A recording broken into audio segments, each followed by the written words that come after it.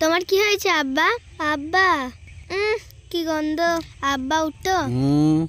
তুই নিজে কাজ করা যা, তুই শুয়ে আছিস, শুয়ে থাকতে দে, যা এখান থেকে। তোমাকে যেভাবে তোলাইতে হয় রোজ সেভাবে তোলাইতে হবে। এবার দেখো মজা কেমন লাগে। এই পানি বইছে কি ব্যাপার রে? আব্বা বৃষ্টি পড়ছে, তাড়াতাড়ি ঘরে যাও। বৃষ্টি হয়েছে? হ্যাঁ।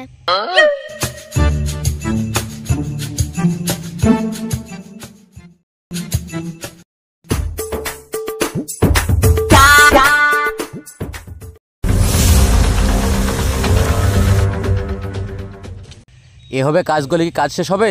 এভাবে কাজ করলে সারাদিন লেগে যাবে, 2 ঘন্টার মধ্যে কাজ শেষ করতে হবে, না হলে কাউকে বেতন দেবো না আমি। এটা কি কাজ? তো আমি করছি, কাজ না করতে পারলে 1 ঘন্টা ভিতরে এতগুলো ইট থামাল দিতে পারে? যা করছো করো, 2 ঘন্টার মধ্যে কাজটা এডি চাই, নাহলে কাউকে পোহা দেবো না। পয়সা দেবো না মাং না, এতগুলা কাজ 1 ঘন্টার ভেতরে রেডি করলাম, আবার বলছি পয়সা দেবো না, ইট মেয়েটি চল ফেটে দেবো ছাপ।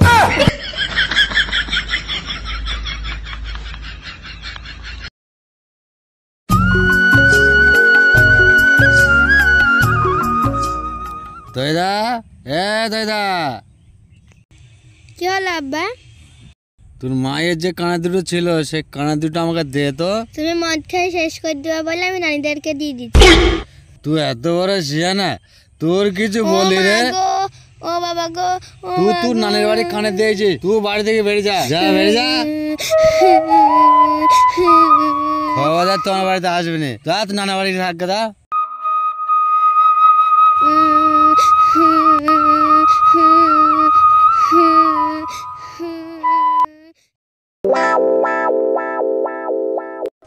টাকার মিষ্টি দেখে তো ভাই, দাঁড়ান দিচ্ছি।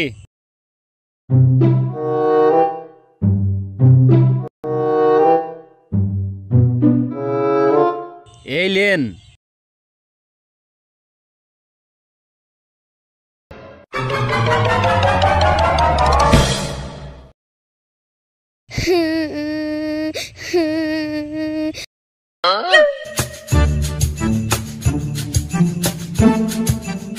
কি ব্যাপার, তৈদার মতন লাগছে?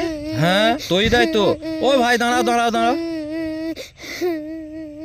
কি হয়েছে দিদি ভাই তোমার? কি হয়েছে তোমার? রাস্তা দিয়ে কাঁদতে কাঁদতে আসছো? নানু ভাই, আব্বা আমাকে মেরে বাড়ি থেকে বের করে দিয়েছে। যে মায়ের দুজোড়া কানের ছিল, ওই কানের দুটো দিইনি বলে আমাকে মেরে বাড়ি থেকে বের করে দিয়েছে। কি? আমার জামাইয়ের এত বড় সাহস, তোমাকে বার করে দিয়েছে বাড়ি থেকে? হ্যাঁ নানু ভাই। চলো তো দেখি, আমার জামাইয়ের এত বড় স্পর্ধা, সে বাড়ি থেকে বার করে দেয় আমার দিদি ভাইকে। উঠো দিদি ভাই, চলো ভাই। দিদি ভাই তুমি কোনো চিন্তা করবা না, দরকার হয় মরল রাখবো, তোমার আব্বাকে কিভাবে শাস্তি করতে আমি করবো। দিদি ভাই তুমি কান্না করো না, তুমি কান্না করলে আমার বুক ফেটে যায়।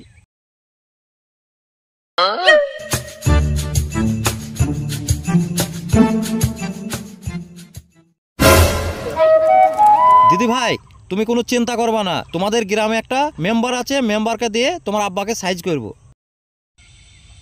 তৈদা কি নানু ভাই? ওই ডেনে তোমার আব্বা পড়ে না। ও টোটো ভাই দাঁড়াও দাঁড়াও।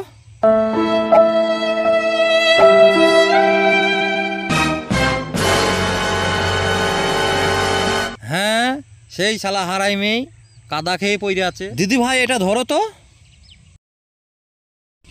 উঠ শালা হারাই মেয়ে।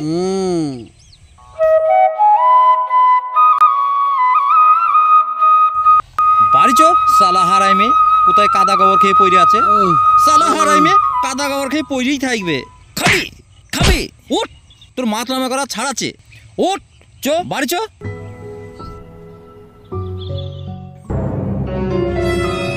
ও ভাই শুনেন শুনেন।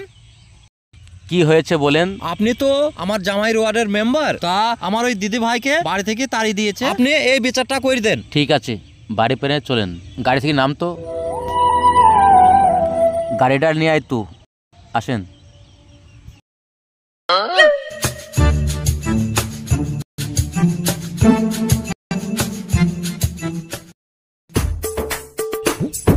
এখানেই বসেন।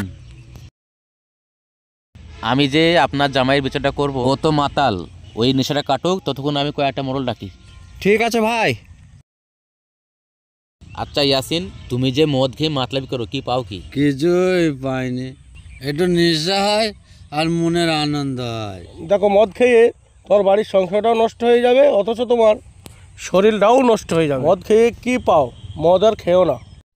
আমি শুনলাম তোমার শ্বশুর বলছিল তোমার মেয়েকে নাকি তুমি তাড়িয়ে দিয়েছো। হ্যাঁ, এই যে তোর মেয়েটাকে তাড়িয়ে দিয়েছিস, এটা কার মেয়ে? এটা আমার মেয়ে। তোর বুকটা কি একটু কাঁপলো না? মেম্বার সাহেব, আমি আর মাতালের কাছে রাখবো না, আমার দিদি ভাইকে আমি বাড়ি নিয়ে গিয়েই রাখবো।